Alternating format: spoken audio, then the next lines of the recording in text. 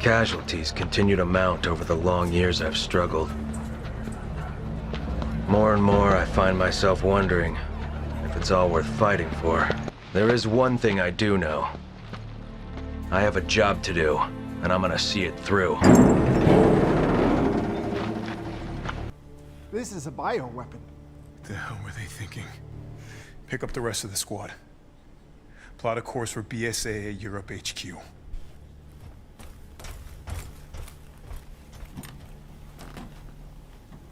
Someone's gotta pay.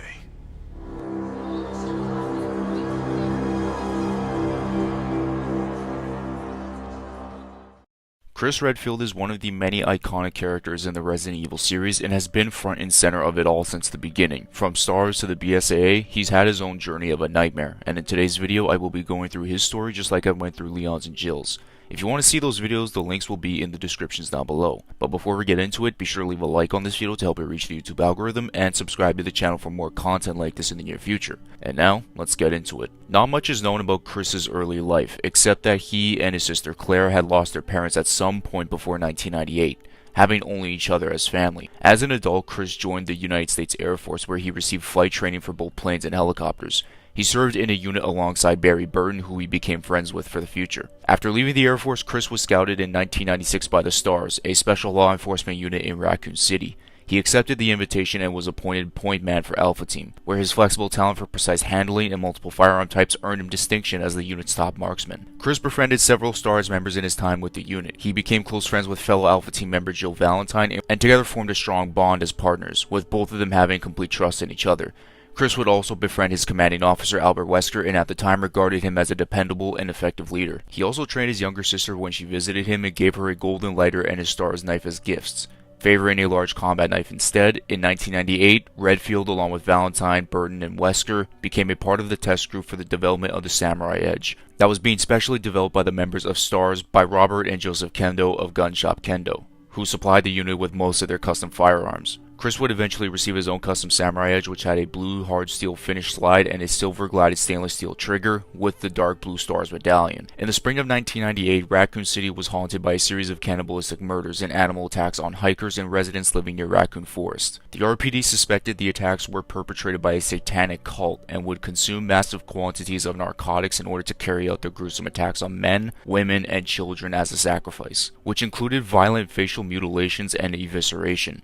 Police progress went as far as establishing the Arklay Mountains to the northwest of the city as a likely base of the cult's operations, but could not identify any suspects. After 2 months of little progress and a growing death list, the RPD gave in to public pressure and put S.T.A.R.S on the case. On July 23rd, the S.T.A.R.S Bravo team traveled into the mountains to verify the existence of the suspected hideout, but was down during a storm and lost radio contact. The following night, the Alpha team was sent out into the same area to investigate the loss of contact. There they discovered the corpse of his pilot, Kevin Dooley, and were soon after attacked by a pack of dogs who killed Joseph Frost. Taken entirely by surprise, Alpha team were unable to put up a fight and were forced to run into a mansion when their pilot, Brad Vickers, took off without them. Chris, Jill, Barry, and Wesker split up to investigate the mansion. Redfield found Bravo team member Rebecca Chambers, whose team had also sought shelter in the mansion and split up. It became clear by the early hours of the morning that the mansion had links to Umbrella USA and was constructed by Umbrella Pharmaceuticals co-founder Oswald E. Spencer. A laboratory was also found on the grounds, which was used for illegal bioweapons research on behalf of the United States military. It was discovered that a strain of the T-virus escaped containment and infected the staff, turning them into zombies, which were responsible for the bizarre murders in Raccoon Forest. Wesker was discovered to have been an agent for the corporation's intelligence department and had received orders from the company to destroy the facility to cover up their connection to the killings and silence any witnesses. When Wesker released the Tyrant T-002 model from containment, it seriously injured him before being killed at the laboratory's helipad just before the facility's self-destruction. Chris, Jill, Barry, and Rebecca escaped on Brad's helicopter, while Wesker, recovered thanks to a prototype virus he had infected himself with, escaped on foot. After his ordeal, Chris was treated at Raccoon General Hospital, where the doctors confirmed that he sustained no permanent injuries.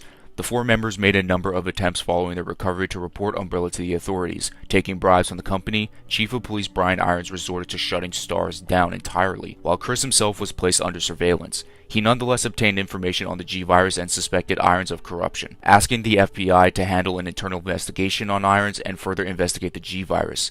Deciding to investigate the Umbrella Corporation's headquarters in Europe with Barry, Chris began an aggressive streak which included the assault of another officer. For these actions, he was suspended, giving him an excuse to go to Europe as a vacation, while Jill remained in Raccoon City to oversee the police investigation. His search for the Umbrella headquarters ended quickly in late December. His sister Claire was captured by Umbrella Security Division in France and transported to a prison camp on Rockfort Island in the Southern Ocean. A strain of the T-Virus engulfed the island as its security forces defended an invasion from HCF, a paramilitary unit under the command of Albert Wesker. Chris was made aware of this when he was contacted by Leon S. Kennedy, a former rookie RPD officer that met Claire in Raccoon City. Chris and Claire's reunion was brief as they are separated when Claire departed to find a fellow prisoner named Steve Burnside with whom she was cooperating with. Chris watched Wesker and a mutated Alexia Ashford fight after he demanded that she should hand the Veronica virus over, but was forced to deal with her herself when Wesker fled the scene. Chris brought her down temporarily. After Steve's death, Chris activated the base's self-destruct system and reunited with his sister. They attempted to escape, but Alexia reappeared and tried to stop them. They both activated a special weapon known as the linear launcher. When fully charged, they finished her off. When the base began to crumble, Chris chased after Wesker, who had taken Claire hostage. He convinced Wesker to release Claire, claiming that it was him that he really wanted. Wesker responded that killing him was better than completing his mission of acquiring the T. Veronica virus. As Wesker gloated that his new powers are well worth the price of his humanity, a desperate Chris caused significant damage onto Wesker's head, even though it was not enough to kill him. But the 2 days men were in no condition to continue fighting due to the imminent destruction of the facility. Wesker promised that the next time that they met, it would be the last. Scrambling into the cockpit with his sister, he piloted the jet away from the facility, which promptly exploded. Claire asked him to promise that he would not go off and leave her alone again, but Chris said that he had to put a stop to Umbrella for good. After this incident, he was reunited with Jill, who previously escaped Raccoon City's destruction with Barry. She previously arrived at his ransacked apartment but only found his knife on the floor. After reuniting, the two joined as partners to form an anti-bioweapon task force, working alone for the next 5 years. They did everything that they could to try and expose Umbrella, but always wound it up in a dead end. In early 2003, they heard reports of attacks by mutant wolves in the Caucasus region. Upon arrival in a nearby village, they were attacked by zombies. After clearing them out, they investigated the town, eventually finding a little girl named Anna hiding inside her house. She described the wolf attacks, the spread of the infection, her mother turning, and her father hiding her in a closet. She also told them how the adults often gathered at the silo. Chris and Jill figured out that if there were any other survivors, they would have hidden in there. Entering the silo, they found it deserted, except for the corpse of the village chief, seemingly frozen to death in the refrigerator. They discovered that he froze to death trying to escape from the zombies, which quickly set down upon them. The three tried to run outside, but found the door blocked from the outside. Chris and Jill escaped only to find Wesker outside, who congratulated Chris on his dumb luck. Chris accused Wesker of masterminding the events in the village, which Wesker denied, claiming that it was nothing more than an accident, that the village was cursed. They went off in pursuit of Wesker, who they noted was headed for the village. Arriving at Anna's house, they found Wesker attempting to access a safe. Wesker explained that Umbrella had to set up multiple hangars all over the world, and that most of this village were actually Umbrella employees. Furthermore, their leader had collected data in this very house. Anna revealed that her father had given her a pendant, which Wesker took and used as a key to the safe. However, the safe contained an explosive, meant for Anna's protection, forcing the three to escape. Jill and Chris discovered from Anna that her father worked at a nearby chemical factory belonging to Umbrella. Joining a regional biohazard containment unit, they carried out a full-scale assault on the Caucasus facility, believed to contain a new type of BOW. Eventually, they were confronted with a new experimental bioweapon codenamed Tialos. Sergei Vladimir revealed himself to be the creator and sealed the two inside the Tialos containment room and activated the monster. Both managed to defeat it, finally ending Umbrella once and for all. After escaping the facility, they still lamented that Wesker was still out there. Though their troubles with Umbrella were over, it would only be a matter of time before they would be dealing with Wesker again. Unbeknownst to them, Wesker had actually infiltrated the facility with them in order to assassinate Vladimir. After Umbrella's collapse in 2003, it became clear that the rogue researchers succeeded in selling the company's assets on the black market to terrorist organizations and rival firms. In response to this new threat, Chris and Jill helped create the BSAA, dedicated to stopping the creation and usage of bioweapons. In 2005, a year after the infamous bioterrorist attack known as the Terra Grigia Panic, the BSAA was informed about the resurrection of Veltro, the bioterrorist organization that destroyed the Aquapolis. In order to investigate this rumor, BSAA Director Clive R. O'Brien sent Chris and his new partner Jessica to a mountain range in Valkonen, Finland, where Veltro's hideout was rumored to be located. Once in the area, however, they lost contact with the BSAA headquarters, forcing the two to finish the mission without support. Arriving at the peak of the mountain, Chris and Jessica witness the terrible crash of a cargo plane nearby. Searching the crash site, they find traces of a virus along with the mauled corpse of the pilot, who was a suspected member to be a part of Veltro. At the end of the caves, they discovered an airbase used by Veltro as a hideout. Soon after this, O'Brien re-established contact with his agents and learned of their findings. They are also notified of Jill and Parker's disappearance and possible capture by Veltro. They both immediately returned to headquarters, taking a chopper and setting off on another mission to find Veltro's ghost ship. However, there was no further information about the cruise ship's current location. After getting the coordinates landing on the ship's deck, Chris and Jessica began the search for their lost comrades, fighting off hordes of mutants. However, they soon realized that the ship was actually the Queen Semiramis, a carbon copy of the Zenobia. Revealing this mistake to O'Brien, Chris inquired about the actual location of Queen Zenobia. While approaching the Zenobia in a boat, the two were attacked by an unknown sea monster, but they managed to frighten it off and secure their entrance into the ship. They finally found Parker and Jill in the ship's casino, where Jessica shot an unarmed Veltro agent, being Raymond Vester, a member of the FBC. After this, Chris and Jill partnered up once more, heading to the ship's lab to prevent the T-Abyss virus from contaminating the sea. While Parker and Jessica searched for a way to delay the Queen Zenobia's sinking, once in the labs they managed to neutralize the T-Abyss virus permanently, not knowing their actions were being monitored by Morgan Lansdale, the mastermind behind the Terra Grigia panic. Chris and Jill found a wounded Parker, shot in the leg by Jessica, which was Morgan's mole. Though they failed to save him from seemingly falling to his death, he managed to survive. However, the mission was not over yet. Director O'Brien came clean with them, revealing that he orchestrated the entire Veltro conspiracy. He also confirmed the existence of a third ship, Queen Dido. In order to retrieve a video containing the proof of Morgan's schemes, Jill and Chris headed for the Dido's remains beneath Terra Grigia ruins, discovering that Jack Norman, leader of Veltro, was still alive inside the wreckage. In his vendetta against Morgan, Norman injected himself with the T-Abyss virus, becoming the powerful Ultimate Abyss. The two shortly killed him afterwards. After the BSAA's reformation as a global United Nations Special Operations Unit, Chris became a Special Operations Agent SOA, partnering with Jill. The two took part in various operations, including bioweapon terrorism interdictions in Asia, destroying bioweapon laboratories in South America, and arresting traffickers in Europe. Chris then received Level 10 Action Authority in the BSAA, and the number of operations he actively participated in elevated him to the top among all BSAA members. In 2006, the two received a tip-off from a reliable source detailing the location of former Umbrella founder Oswald E. Spencer, and the pair intended to raid his hideout and arrest him for questioning. Entering the estate, it was not long before they discovered the bodies of Spencer's bodyguards, who were ultimately brutally killed through unconventional means. They survived and endured numerous puzzles and traps built on the estate while fending off multiple Guardians of Insanity, also known as blobs. When they opened the last door where Spencer could be hiding, they are greeted by Wesker, who had just killed Spencer moments before. A brief battle soon followed. Despite their best efforts, both Chris and Jill were easily beaten by Wesker's superhuman powers. Just as Wesker was about to deal the killing blow to Chris, Jill tackled Wesker out of a nearby window and both fell into a chasm. Chris could do nothing as he watched his partner fall to her death. The BSAA conducted a 3-month search for Jill's body, but with no success. As a result, Jill was officially declared killed in action. For the next 3 years, Chris refused to believe she died and put himself into every mission available with the hopes of finding some kind of lead to her whereabouts. Those events deeply traumatized him, but was hell-bent on finding out if she was still out there since her body was never found, including Wesker's. He eventually got wind of some rumors that she was still alive, although he was unable to confirm them until 2009. Chris was arguably the most active and respected member of the BSAA, participating in more missions than anyone else, and was largely responsible for their success. In March, during one of his investigations, he uncovered an upcoming bioweapons deal to occur in the Kijuju Autonomous Zone of Africa.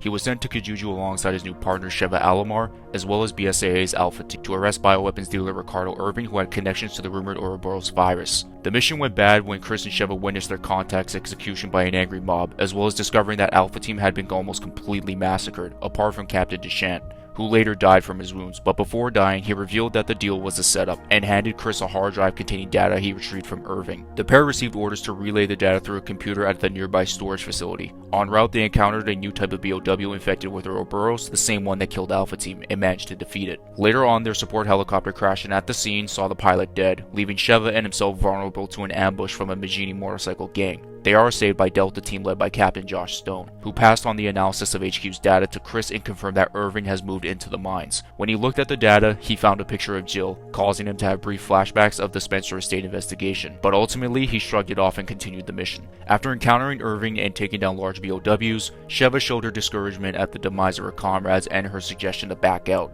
Chris revealed his personal stake in this mission. He had received intel that Jill was still alive, and the data they recovered from HQ confirmed his suspicions. He also opened up to her about the Spencer estate investigation. Fighting through the oil fields, Chris caught up with Irving's boat and boarded it, confronting the arms dealer, who out of desperation injected himself with the dominant species Plaga and mutated into a giant sea monster. Redfield and Sheva managed to defeat Irving, separating him from his massive husk and flinging him back onto the boat. Before Irving perished, Chris interrogated him about Jill and Ouroboros, leading Irving to direct them to a nearby cave. They proceeded through a large underground ruin and eventually came across an old Umbrella laboratory, where the progenitor virus originated from, and more links to Tricell. Excella Guione, the co-founder of Tricell, finally appeared to Chris, gloating and refusing to reveal Jill's whereabouts. As he proceeded further into the lab, Chris overheard a conversation on his comms between her and Albert Wesker, alerting him that he also survived the Spencer estate incident. After meeting her in person, he demanded about Jill's whereabouts and was stunned when Wesker revealed that the cloaked woman was none other than a brainwashed Jill. Chris and Sheva were overwhelmed by her and Wesker's combined force. However, as Wesker prepared to leave, Chris broke through to Jill and caused her to struggle against her programming, making Wesker increase her pain, revealing the mind control device on her chest, which Chris managed to forcefully remove. While she became dizzy and faint, he was relieved that she was alive and back to her senses. She urged Chris to stop Wesker before he could finish his preparations, and despite his initial refusal out of concern for her safety, he reluctantly left her to pursue him. He eventually caught up with Excella, now limping and writhing in agony, after Wesker infected her with Ouroboros. Upon her mutation, they retreated to the bridge, where they eventually defeated her with a satellite laser device before setting their sights on Wesker. Shortly before the encounter, Chris got a call from Jill, who explained that Wesker needed to inject himself with the serum, the same one he recovered from Excella, to keep the virus inside of him stable, and that an overdose would poison him. After a hard-fought brawl with him, they managed to outsmart him and inject the serum into his chest, causing him great pain and forcing a retreat to a stealth bomber, which they got on just in time. Crashing into a volcano, the two emerged from the wreckage and witnessed an enraged Wesker puncturing a container of Ouroboros to mutate himself, which led to the most iconic moment in Chris's life, punching a boulder to save Sheva. The pair then made their final stand against Wesker and stunned him long enough to have the ground beneath him give way, causing him to fall straight into the lava. As Jill and Josh arrived overhead in a helicopter, while the pair boarded the chopper, Wesker made a last-ditch effort and stretched his arms to grab the helicopter, but Chris and Sheva used the onboard RPGs to obliterate Wesker, permanently thus ending the greatest rivalry in Resident Evil. Sometime after his deployment in Kijuju, Chris was promoted to SOU captain, beginning to train the new generation of BSAA operators. Among these was sniper Piers Nivens, whose skills particularly stood out to Chris as he took him under his wing. Around August 12, 2010, Chris was contacted by Rebecca Chambers, now an advisor to the BSAA, to meet with her at Philosophy University in Australia. Heading to the scene with Piers, the two found that the school had been contaminated with a new strain of the T virus. After dispatching a tyrant infused with a new T strain, Chris, Piers, Rebecca, and others were forced to fight the true culprit of the outbreak, Mary Gray, a student at Philosophy who had gained unparalleled intelligence by adapting to the T virus over many years. Gray proclaimed her plans to reset the world, driven insane by the virus, only to soon mutate into a hideous form. Chris delivered the killing blow to Mary, firing a rocket at her as he and the remaining survivors evacuated the campus by helicopter. In 2010, there was an incident at a United States mall that the BSAA had to interfere with. Sending Chris's Alpha team to suppress the attack along with Piers, they managed to clear the area within minutes. When they were finished, they were able to complete the mission without any civilian victims or infected persons. It was at the mall where he met who would be the future BSAA advisor in the Far East branch, Doug Wright, a professor at Bennett University in Singapore. Subsequently, at one of the TerraSave reunions, Chris and Leon met for the first time, thanks to Claire's presentation, and created a friendship that would help break the barrier between the BSAA and the United States government. Doug Wright would tell Chris and Piers about a new soldier named Mara Biji, who impressed both of them in hand-to-hand combat, later joining Chris and Piers. In 2012, Chris, Piers, and Mara were in an anti-bioterrorist operation in a region of the Far East that was in chaos. On his own, Chris was responsible for eliminating most of the BOWs that were infesting the place. After the operation was over, he met with Piers and they both decided to accompany Mara to hand over a report about the incident to Doug Wright. Her inability to contact him led Chris to head an investigation into the professor's whereabouts. A visit to Bennett University revealed to Chris that Professor Wright had traveled with his nephew to the prestigious Marhawa school deep in Asia. But it was too late. The entire school has fallen into chaos, with zombies rampant throughout the academy. As Piers and Biji went to annihilate the zombies, Chris found the only survivor, Ricky Tozawa. The two went to rescue Wright from the medication room, but when found the professor, he had already turned into a zombie, forcing both to kill him. Reuniting them with Mara and Nivens, Chris led the survivors to the helicopter. Unfortunately, he was only able to watch in horror as Mara sacrificed herself to protect Piers from what remained of the Lopatica BOW, dying in his arms as they flew out from the academy just before the BSAA reinforcements reached them. On December 24, 2012, Chris, Piers, and a group consisting of Ben Earhart, Carl Alfonso, Finn McCauley and Andy Walker are dispatched into the eastern European state of Edonia, where the new BOW species known as the Jawavo are granted to the rebels in the midst of a civil war. After discussing their plan of attack, Chris provided words of encouragement to Finn, the rookie of the group, before moving out. Making it to the city hall, the group encountered numerous chrysalids and eventually a woman in a blue dress claiming to be Ada Wong, who told them that the BOWs, including the Jawavo, are created by the C virus, and an organization calling themselves Neo Umbrella are the ones that supply the virus to the rebels. Chris agreed to escort her out of the building, only to fall into a trap. Ada cut the two off from the rest of the group and trapped the other four in a cage before launching a needle bomb that infected his squad with the C virus. Chris and Pierce could only look on helplessly as their squad mates mutilated into chrysalids and hatched into napods, if I'm pronouncing that correctly, which proceeded to attack. Chris was beaten senseless by the mutated Finn and had to be dragged to safety by Pierce. Upon regaining consciousness in the hospital, he suffered from post-traumatic amnesia and he was unable to remember who he was or what occurred. However, wrecked by an overwhelming amount of guilt, Chris ran away from the hospital before anyone could check on him. By June 2013, he was now a mere shadow of his former self, as he was finally tracked down by peers at the bar that he frequented. He forced Chris to confront his past by showing him the images of the deceased comrades and the tragedy in Edonia to little avail. However, when he recognized the BSAA logo on Pierce's jacket, all of the bar's patrons revealed themselves to be undercover BSAA operators, while Pierce told him that he belonged with them and they were taking him back to duty by any means necessary. Though still unable to recall the incident, Chris agreed to return and was quickly dispatched to the Chinese city of Langxiang, which was in the midst of another Neo Umbrella bioterror attack.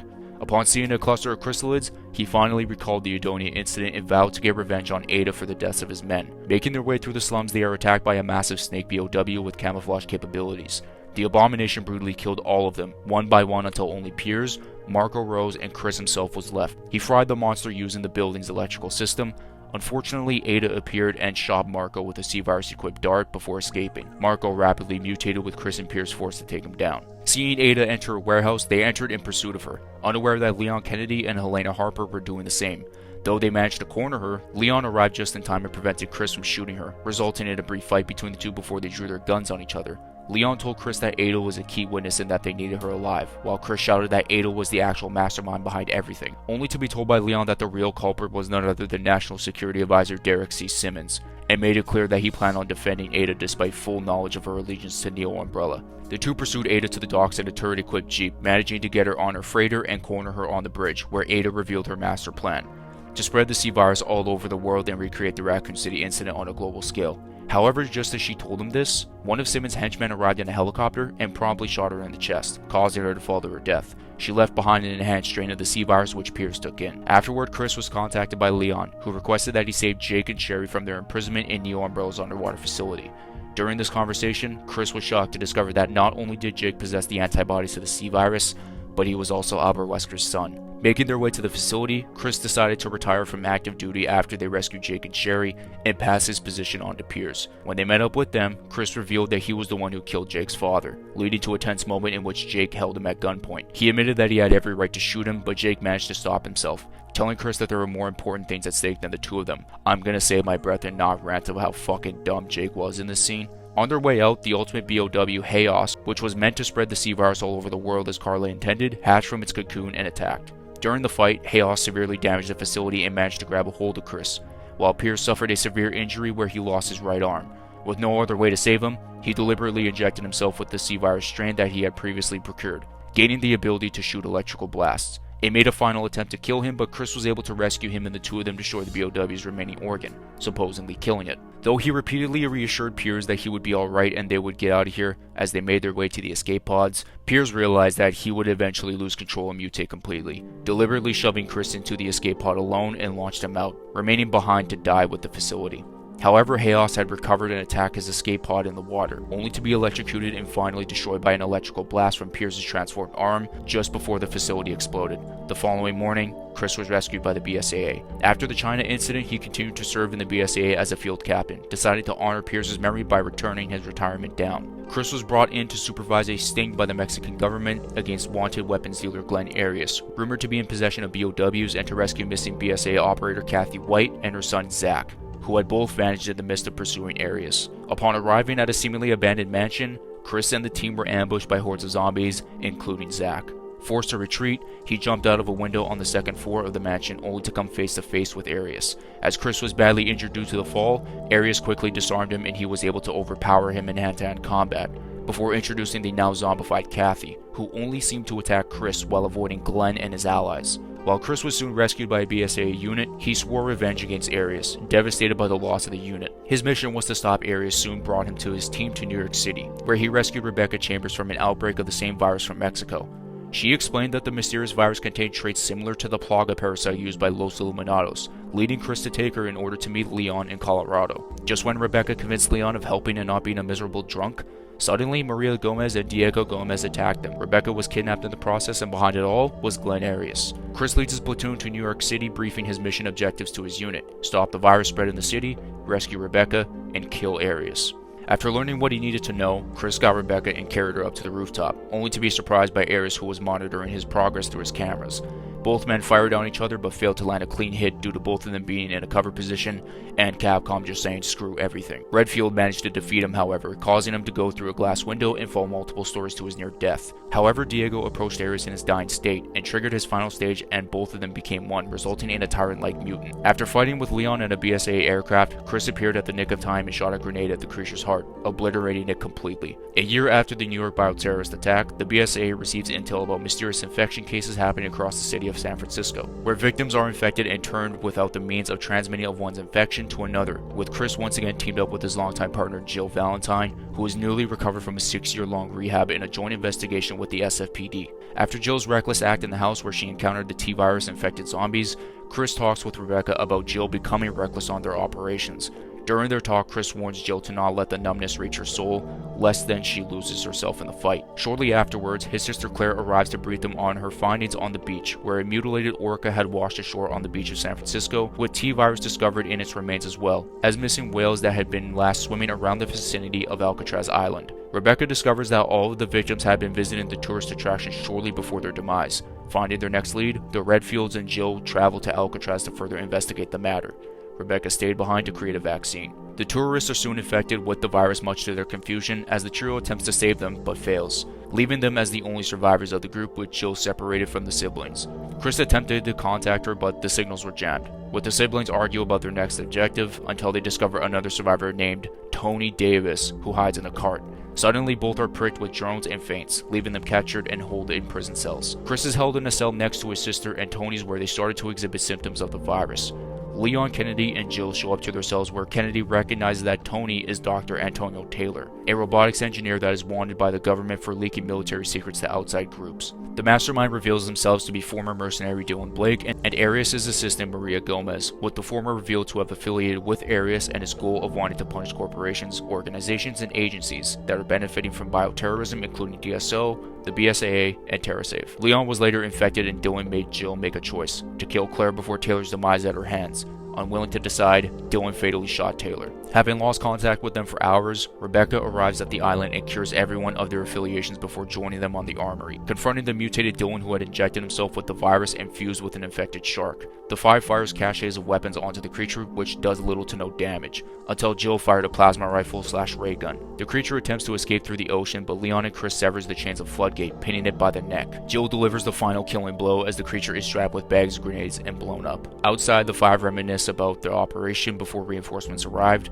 and evacuate their survivors off the premises, with Chris expressing gratitude that her old self is back, to which she shares the same sentiment. Shortly before 2017, Blue Umbrella asked the BSAA to send Chris for assistance for upcoming missions in Dulvey, Louisiana, which he begrudgingly accepts as he didn't fully trust them. The goal of the mission was to apprehend Lucas Baker, a suspected associate of the criminal organization The Connections, who was in possession of the mold bioweapon. Just as his unit arrived at the Baker residence, they witnessed the BOW known as Evelyn in her mutated form erupt from the house and attack civilian Ethan Winters. Chris's team assisted Ethan by dropping him an Albert 01 handgun loaded with ramrods to finish the monster off. After the battle, Chris had Ethan and his wife Mia evacuated via helicopter. He continued his operation looking for a missing unit of 3 soldiers in the salt mine while pursuing Lucas.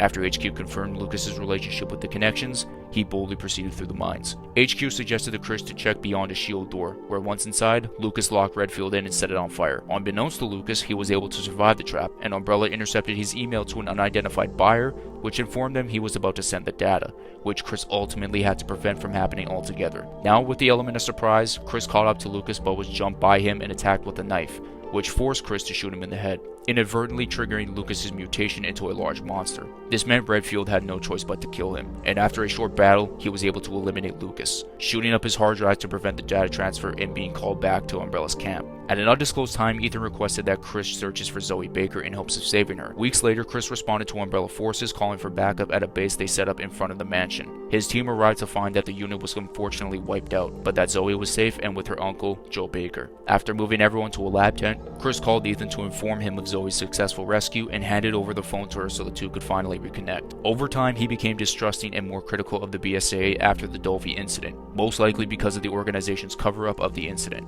He spent the next 3 years with the BSAA Elite Hound Wolf Squad, which he commandeered without HQ authorization and seemingly went rogue, in order to chase down the biologist and cult leader named Miranda, who planned to use the wolf for her own goals. This put the Winters family in danger as Miranda was targeting the family's baby Rosemary, whom she believed to be a true successor to Evelyn. Discovering that Miranda impersonated Mia Winters, Chris believed Ethan may be compromised and decided that keeping Rose safe was paramount. Chris led an assault on the Winters' home and killed Mia in front of Ethan. He refused to answer Ethan's questions and knocked him out to transfer. After Miranda survived the attack, killed the escorts, and took Rose into the nearby village, Chris made it top priority to find Ethan and Rose. By the time he found the convoy, both Ethan and Rose were long gone. Upon entering the village, Redfield and his men found evidence of Ethan, but he would not find him until they crossed paths in the reservoir, where the Hound Wolf Squad had been setting up a research post. The next time Chris encounters Ethan is in Heisenberg's factory, which the former had intended to blow up. Not long after Ethan falls to the bottom level, he was subdued and disarmed by Chris, who was in the process of planting the explosives. Here, Redfield finally reveals to Ethan that the Mia he shot back at their home was not Mia at all, but Miranda in disguise, forcing Chris to explain everything from the beginning. Chris instructs them to take the elevator topside. Ethan hijacks Heisenberg's self-propelled artillery to take out Heisenberg, while he finishes planting the explosives in the factory. A member of the Hound Wolf Squad contacts Chris and informs him of Ethan's death. He laments to his other squad members that he and his team were careless in how they handled the situation.